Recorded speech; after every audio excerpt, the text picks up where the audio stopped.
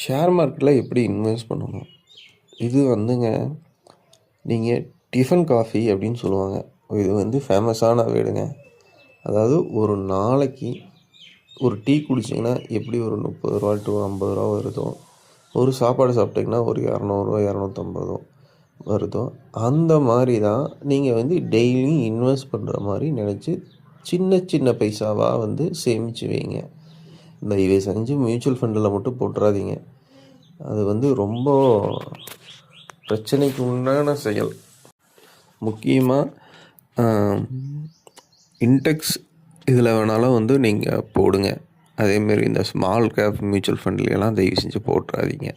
அவன் ஏதோ ஒரு டம்மி கம்பெனி வாங்கி வச்சு நீங்கள் லாங் டைம் இன்வெஸ்ட் பண்ணி அது வந்து நாளைக்கு உயரலைன்னா உங்கள் காசு வீணாக போகுங்க. மெட்டல்ஸ் மேலே போடுங்க. அது வந்து தப்பு இல்லை. நல்லா கிராஜுவலாக இன்க்ரீஸ் ஆகி உங்களுக்கு நல்ல லாபத்தில் வரும். தயவு செஞ்சு இந்த லார்ஜ் கேப்பு இந்த மிட் கேப்பு இதெல்லாம் வந்து போட்டுறவே போட்டுறாதீங்க. எவனா மண்டை கிளம்புனாலும் சரிதான் போடான்னு போய்கிட்டே இருங்க.